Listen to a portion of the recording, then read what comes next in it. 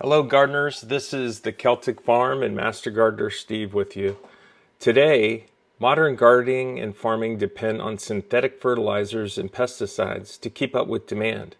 But for thousands of years, growers relied entirely on natural methods to keep soil fertile and plants healthy. So how did they do it?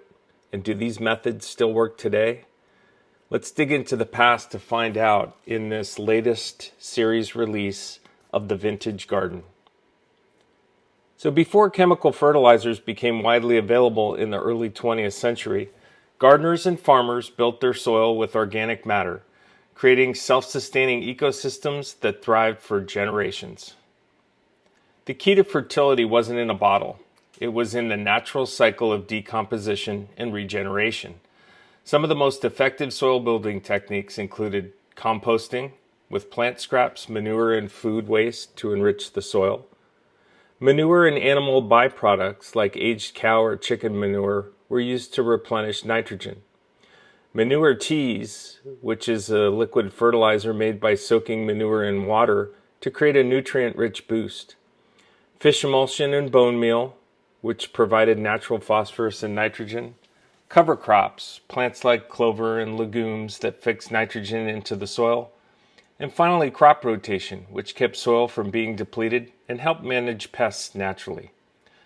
The result?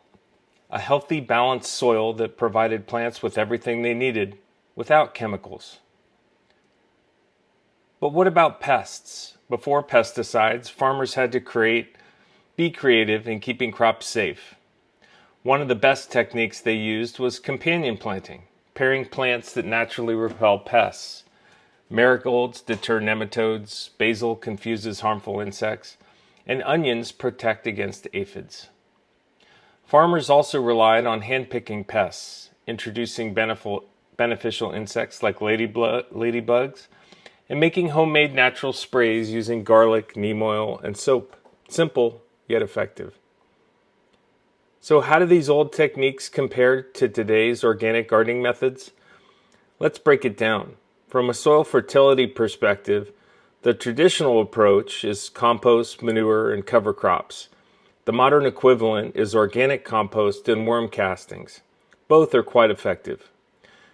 Liquid fertilizer, like manure tea and fish emulsion in the traditional approach, meet organic fish fertilizer and seaweed extracts as a modern equivalent. Both versions, the modern versions, are much more concentrated and can deliver higher volumes of nutrients. Pest control, like companion planting and hand picking traditionally.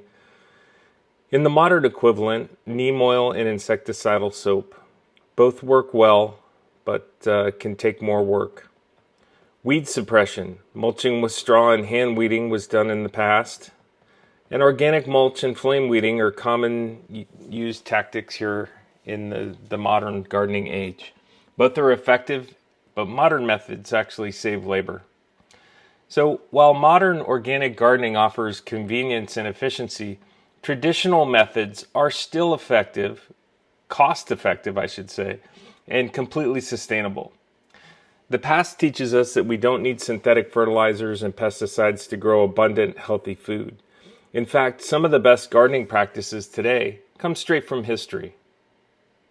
By blending this historical wisdom with modern organic techniques, we can create sustainable, chemical-free gardens that work with nature, not against it. The secret to a successful garden isn't found in a synthetic formula, it's the soil itself. So which of these traditional gardening methods do you use or would you want to try in your garden? Let me know in the comments. And if you're enjoying the Vintage Garden series, don't forget to like, subscribe, and stay tuned for our next episode where we'll expand on some hints of the past to help us here in the modern day.